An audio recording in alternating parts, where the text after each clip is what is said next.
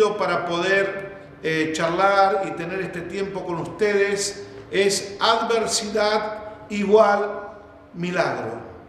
Adversidad igual milagro.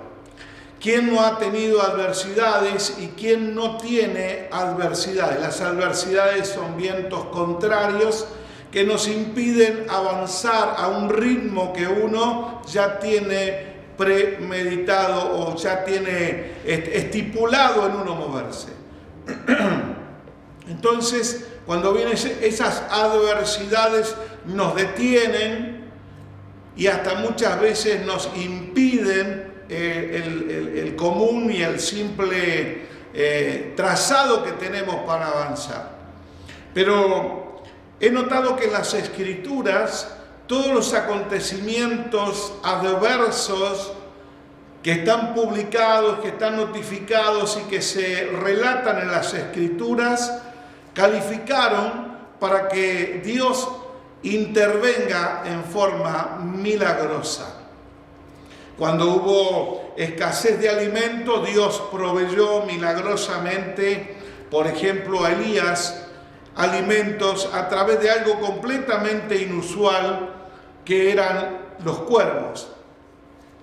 Cuando entraron en guerra muchos israelitas, milagrosamente con estruendos y con truenos del cielo y aún con cosas que se desprendían del firmamento, lastimaron a sus enemigos y huyeron. Y hay cientos de experiencias manifestadas a través de las Escrituras. Pero te quiero comentar en esta tarde y quiero hacer mención a una lectura de la Biblia que se encuentra en el libro de Segunda de Reyes, en el capítulo 4, en el versículo 1. Del libro de Segunda Reyes, versículo 1, voy a utilizar la versión Reina Valera y dice lo siguiente: una mujer de las mujeres de los hijos de los profetas clamó a Eliseo diciendo: tu siervo, mi marido, ha muerto, y tú sabes que tu siervo era temeroso de Jehová, y ha venido el acreedor para tomarse a 2 hijos míos por siervos. Eso vamos a tenerlo allí porque quiero mostrarte, para clarificar un poco más la idea que dice este mismo pasaje, pero en la versión traducción actual. Si lo tenemos ahora en pantalla, vamos a ver Segunda de Reyes, el mismo versículo, el mismo capítulo, pero lo vamos a hacer ya la lectura en la versión de traducción actual. Dice lo siguiente: una mujer que había estado casada con un profeta le dijo a Eliseo: mi marido estuvo siempre al servicio de Dios y de usted, pero ahora está muerto. Él había pedido dinero prestado y ahora el hombre que se lo prestó se lo quiere llevar como esclavos a mis 2 hijos. El versículo que sigue es el versículo 2, y Eliseo le preguntó: ¿qué puedo hacer para ayudarte? Dime, ¿qué tienes en tu casa? La mujer le contestó: lo único que tengo es una jarra de aceite. Vamos a detenernos un ratito allí y vamos a meditar un minuto y ponernos en escena. La situación que le es presentada al profeta Eliseo, en este caso, es una señora viuda que aparentemente su esposo era profeta y era una persona cercana al profeta Eliseo. Porque cuando le menciona: tú sabes que tu siervo, mi marido, era una persona conocida al profeta.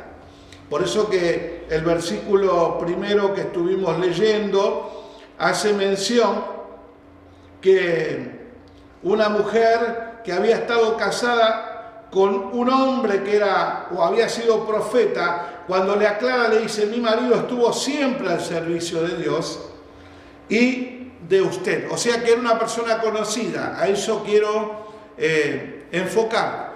Era una persona conocida, o sea que no lo tomó de sorpresa a Eliseo. Conocía el caso. No solamente conocía el caso, sino también la familia. Pero Eliseo no dice: bueno, esto no es así. No pide detalles. Pero le dice: ¿en qué puedo ayudarte? ¿Qué tienes en tu casa?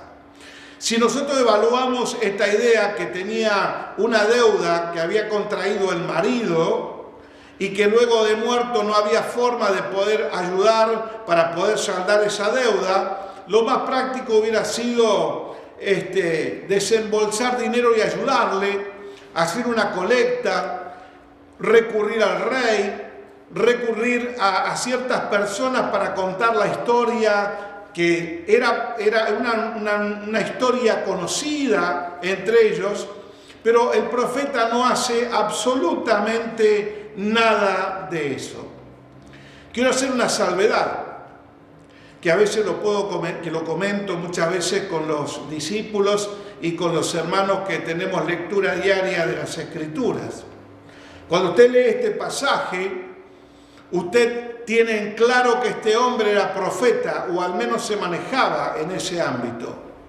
Pero dice que este hombre, y no sabemos los detalles, pidió dinero para poder tener algún emprendimiento o alguna ayuda social, que no sabemos cuál era la finalidad, pero sí que él recurrió a eso.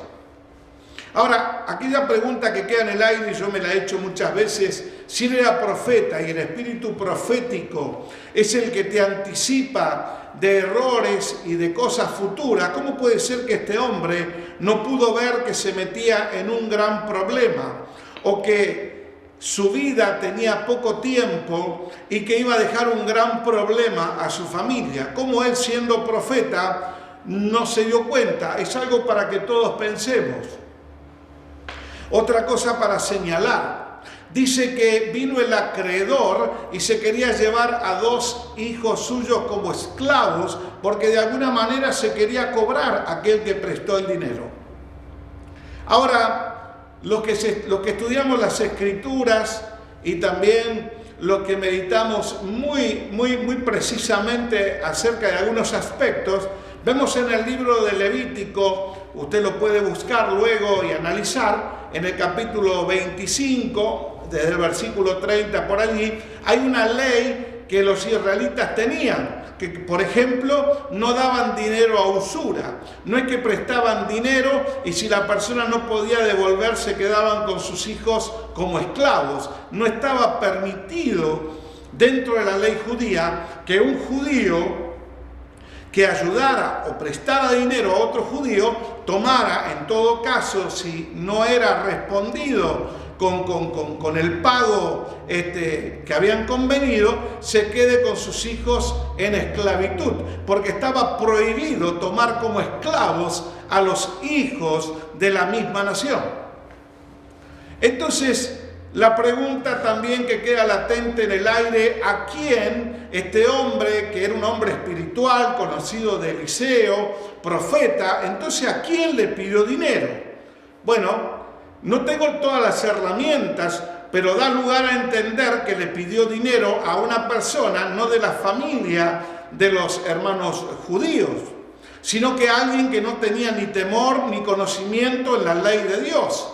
Por eso que venía a tomar como esclavos para cobrarse de alguna manera, porque si le hubieran pedido ese dinero a un judío, el judío jamás hubiera pedido esclavizar a los hijos de un fallecido hermano suyo, ya que Dios le había dicho: no tomarás esclavos de entre tu pueblo, porque ustedes fueron esclavos en Egipto. O sea que esto era una ley. Entonces, pensemos un poco: este hombre era un hombre que oraba a Dios y tenía un don profético, pero sin embargo nos señalan las Escrituras que no administraba bien la economía. Por eso tendríamos que orar a Dios para que, como dice allí en el libro de Santiago, Dios nos dé sabiduría para manejar la economía. Y esto es un don de Dios, una bendición de Dios. No voy a hablar del dinero en esta oportunidad, pero sí quiero dejar bien claro de que cuando nosotros nos movemos en Dios, hasta todas las inversiones que hacemos, las compras o no compras, le tenemos que pedir a Dios el direccionamiento, porque no estaba planeado que él falleciera, pero Dios sabe todas las cosas. Y Dios podría haberle dado a través del don profético: no hagas esa inversión porque perjudicarías a tu familia. O hubiera recurrido a quien tenía enfrente todo el tiempo, que era un hombre como Eliseo, un hombre con una claridad espiritual y una visión espiritual como pocas en el Antiguo Testamento.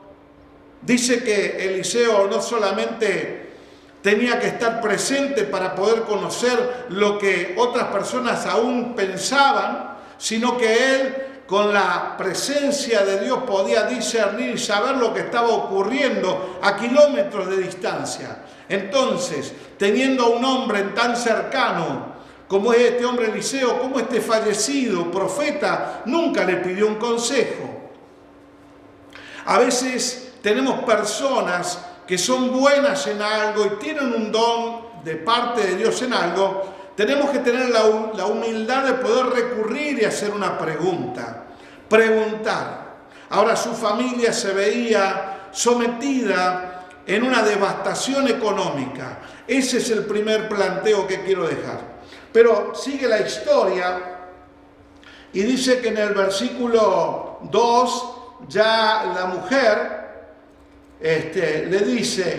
Eliseo le preguntó: ¿qué puedo hacer para ayudarte? Eliseo no se quería desentender, pero al mismo tiempo quería ayudarla. Dime, ¿qué tienes en tu casa? Esta pregunta es una pregunta realmente reveladora, porque Eliseo sabía que ya, o había entendido en el espíritu, digamos, que Dios quería hacer un milagro en esta familia. Por eso que ya le preguntó: ¿qué es lo que tienes en tu casa? Y lo que tienes en tu casa, yo voy a hacer un milagro, estaba diciendo entre líneas el profeta. La mujer le responde: lo único que tengo es una jarra de aceite. No había otra cosa, simplemente, básicamente, una jarra de aceite.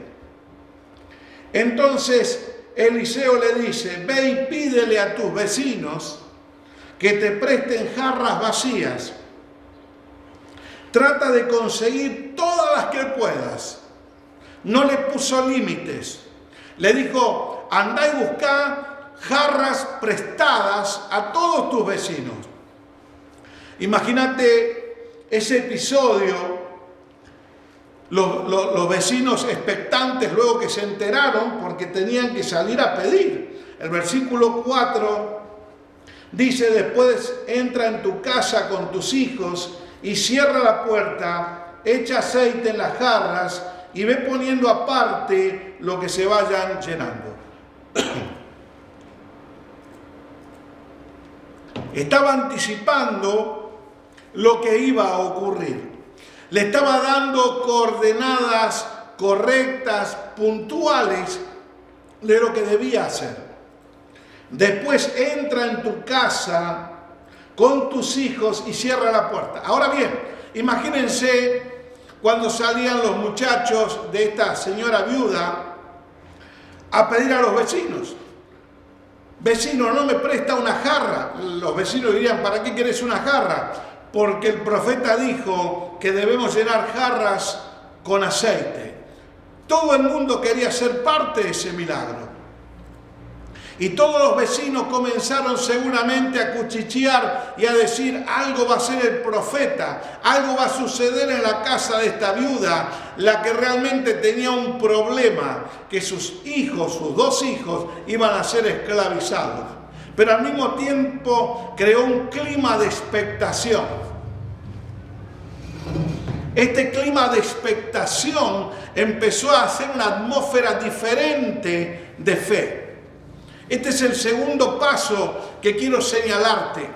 Cuando usted comienza a accionar en favor de algo que usted cree firmemente que Dios va a hacer, la atmósfera de su casa va a comenzar a cambiar. Hay algo que se siente en el aire diferente. ¿Tenían el mismo problema que hasta el momento? Por supuesto que sí. ¿Tenían las mismas dificultades? Por supuesto que sí. Pero ya la visión del problema era diferente. Tenían esperanza. Había una confianza basada en lo que luego sería el milagro. Y entonces, después que juntaron jarras o vasijas, según nos dice la versión Reina Valera, le quiero decir que las vasijas eran aproximadamente entre 30 y 50 litros. No eran unas vasijitas chiquitas, sino que era una vasija especialmente para aceite. No se olviden que las vasijas que eran para aceite no se mezclaban con el agua, entonces eran especiales para aceite. Y dice que empezaron a pedir a los vecinos y luego dice que cerraron las puertas, porque ese era el pedido que le dice el profeta. El versículo 4 dice: después entra en tu casa con tus hijos y cierra la puerta. ¿No es cierto? Echa el aceite en las jarras y ve poniendo aparte lo que se vayan llenando. El versículo 5 dice: la mujer se despidió de Eliseo y fue a su casa, entró junto con sus hijos y cerró la puerta. ¿Por qué esta forma que le dijo el profeta? Entra en tu casa y cerrá la puerta.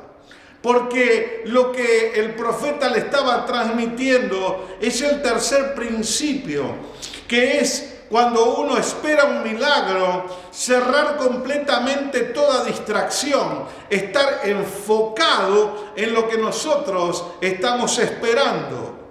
Muchas veces estamos a punto, como dijimos algunas audiciones pasadas, a punto de recibir el milagro y nosotros somos los que abortamos la bendición de Dios. Por las distracciones, por los sentires, por las emociones que tenemos a veces tóxicas contra nosotros mismos. Venimos luchando y luchando para obtener algo y luego, cuando estamos a punto de tenerlo, empiezan nuestras emociones a jugarnos, como se dice allí en futboleros, a patear en contra. Y entonces empezamos a boicotearnos y a nosotros mismos comenzamos a impedir de poder llegar a la bendición. Hay un dicho muy común en Estados Unidos, sobre todo en los lugares donde buscan oro: estás a 1 metro del oro. Ese es el eslogan. Y cuenta la historia de un campesino que trabajó en una mina de oro por más de 20 años, excavando en una montaña para sacar oro, y de vez en cuando encontraba alguna pepita y eso avanzaba. Pasaron 20 años y un día colgó los guantes, vendió la mina a otro excavador y buscador de oro y se retiró. Cuando llegó el segundo hombre que había comprado la mina, el buscador de oro, tan solamente a 1 metro donde había terminado de excavar el minero anterior, encuentra la mina de oro. Entonces ahí fue popular el dicho: estás a 1 metro del oro. Cuando ya estás con ganas de colgar los guantes, de dejar todo, está la oportunidad presente frente a ti.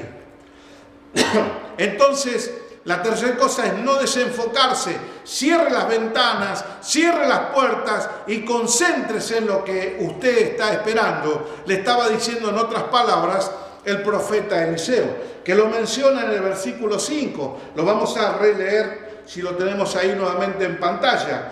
La mujer se despidió de Eliseo y se fue a su casa, entró junto con sus hijos y cerró la puerta. Y dice el versículo, continúa diciendo: Los hijos le llevaban las jarras y la mujer las llenaba con aceite, ordenadamente, como el profeta le había dicho. Después de un rato, la mujer le dijo a uno de sus hijos: tráeme otra jarra. Y él le contestó: ya no quedan más. En ese momento el aceite se acabó. El milagro que producía la multiplicación del aceite cesó. ¿Cuándo cesó? Cesó cuando ya no hubo más vasijas, cuando ya no hubo más jarras, entonces cesó.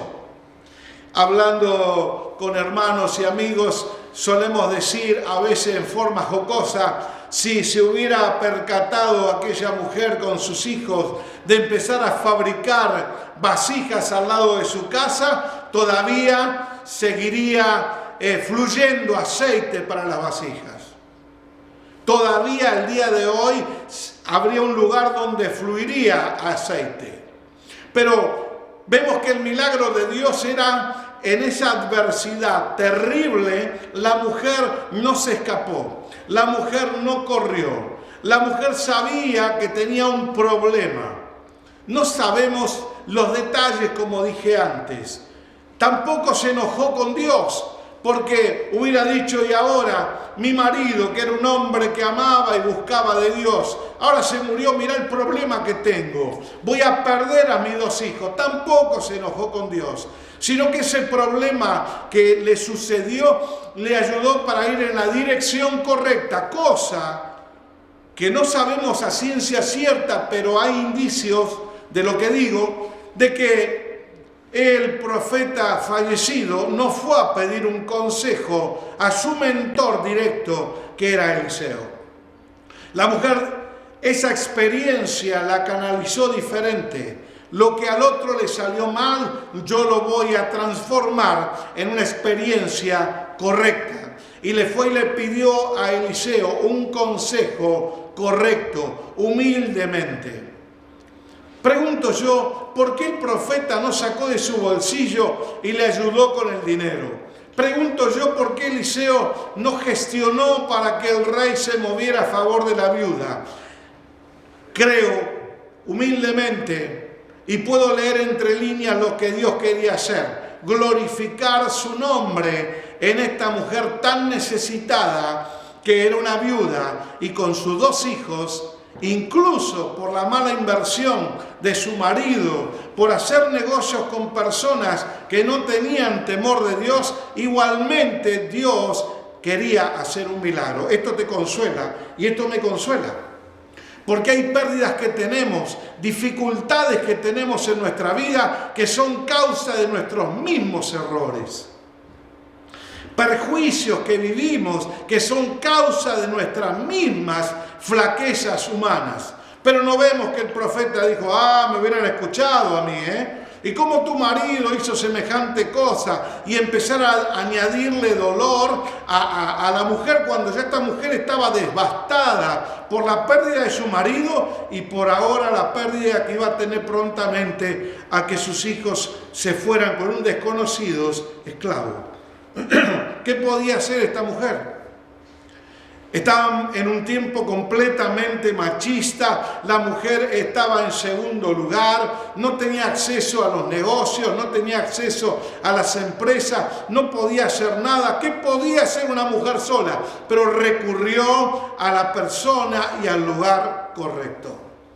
Esto muestra la misericordia inmensa de Dios, que aunque estaban en esa familia habiendo hecho cosas equivocadas, le dieron intervención a la mano poderosa de Dios.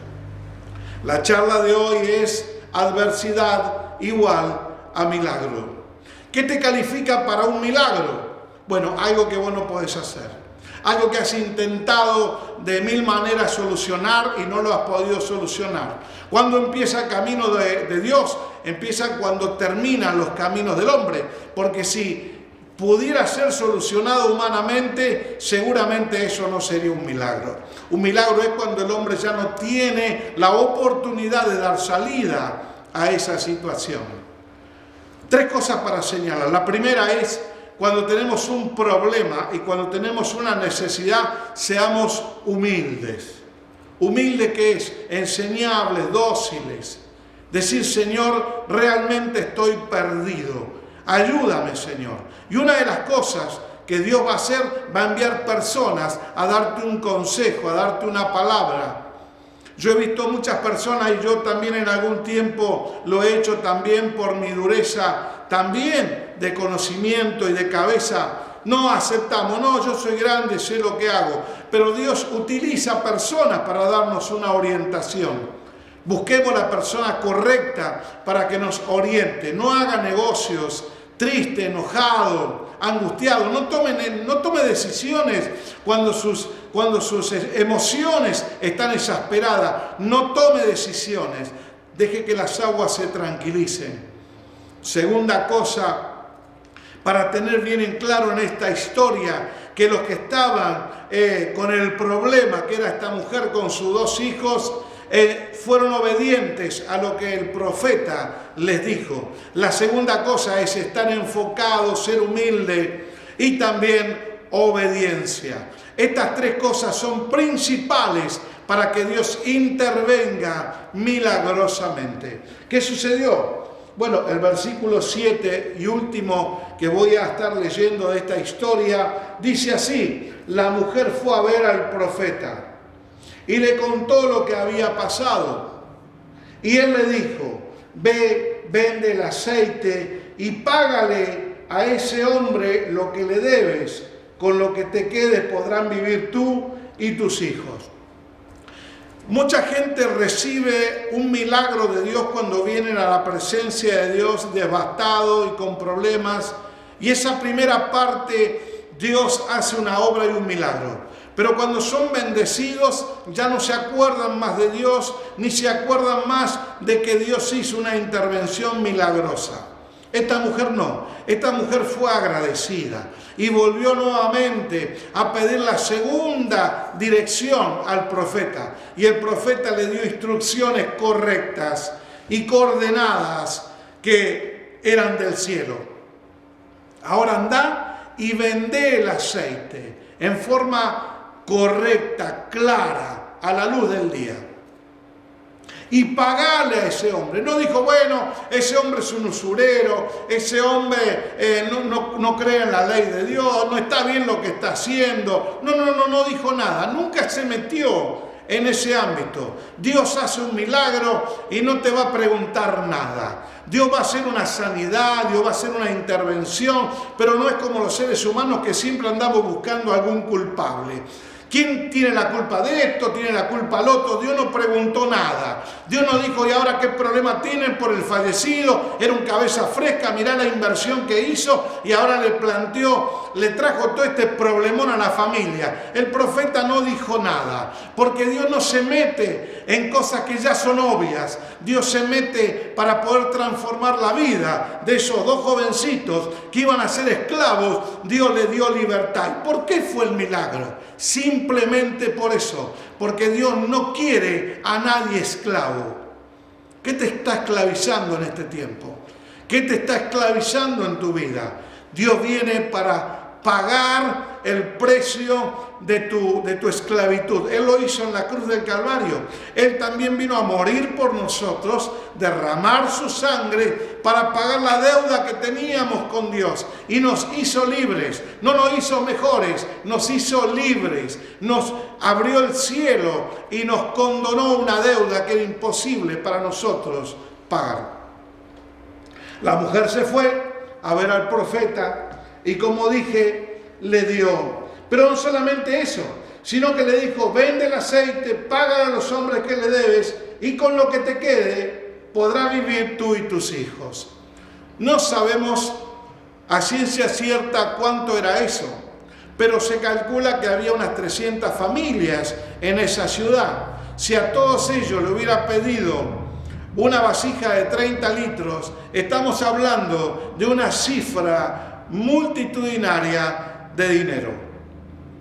Quiere decir que no solamente el milagro le sirvió para pagar una deuda pendiente, sino también esa venta de ese dinero del aceite milagroso le sirvió para luego vivir. Y esto me hace acordar mucho lo que es el Evangelio de Jesús. El Evangelio de Jesús no solamente te sirve para sanarte, para salvar tu alma, para rescatarte una vida que tenías perdida, si es que la tenías, sino que después te sirve para todos los días de tu vida. No solamente para un acontecimiento trágico, sino que el Evangelio de Jesús te sirve para vivir muchos días. Debemos pagar lo que hemos realmente contraído en forma adversa. A la gente le digo siempre, y a los discípulos sobre todo, si usted tiene deuda, debe pagar sus deudas, porque si no usted está atado a un pasado. Usted debe ser libre de toda deuda. Usted debe ser libre de toda esclavitud. Pagar lo que tenga que pagar. Pero usted me dirá, pastor, estamos en situaciones difíciles. Creo que es la oportunidad para que Dios intervenga con un milagro, con una obra, con un pensamiento, con una idea. Usted me dirá seguramente, si me está mirando, miren la situación que estamos viviendo en el país. Las cosas económicas están completamente por el suelo. Estoy a punto de perder la propiedad. Estoy a punto de cerrar la puerta de mi empresa. Estoy a punto de perder el trabajo. Bueno, ese es el escenario que estás viviendo. Pero ¿por qué no hacemos algo? ¿Por qué no vamos a la presencia de Dios y le pedimos un consejo?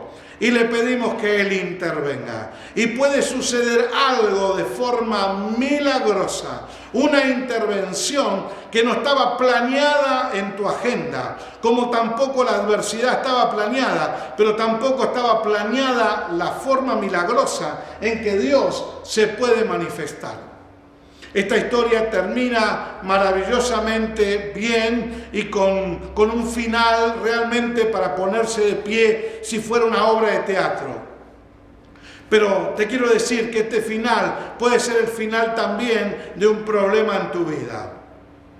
Calificás para un milagro si tu situación, si tu dificultad es adversa y ya has recurrido a todas las cosas humanas que podés recurrir y no has podido solucionar. Es el momento para pedir un milagro de Dios. Adversidad igual a milagro. Espero que este consejo te haya bendecido. Espero que esta palabra, como esta señora en estado de desesperante fue a Dios y Dios salió a favor de esta mujer viuda. Que Dios te pueda bendecir en este tiempo de adversidad, en este tiempo de dificultad. No todo está perdido. Dios puede hacer que salga sol en medio de la tormenta. En medio de la tempestad puede levantarse el Señor y clamar y poner paz. Que el Señor te bendiga. Oro por tu vida antes de finalizar. Señor, bendigo a aquellos que nos están viendo a través del Facebook y a través de las redes. Señor, que tu mano de poder esté, Señor, en ese lugar. No conozco las situaciones, no conozco, Señor, lo que están viviendo, lo que están pasando, pero así como interveniste en la vida de esta viuda, que no sabemos ni el nombre, Señor, pero están registradas aquellos hechos en tu palabra, Señor, que puedas tú, Señor, manifestarte en cada vida. Te lo pido en el dulce nombre de nuestro Señor Jesucristo. Querido amigo, te bendigo, que tengas una semana bendecida, que tengas una semana realmente y unas jornadas de gloria en tu vida. Que nos sigas a través de las redes sociales todas las semanas y que puedas también transmitir, si te ha sido de bendición, este espacio.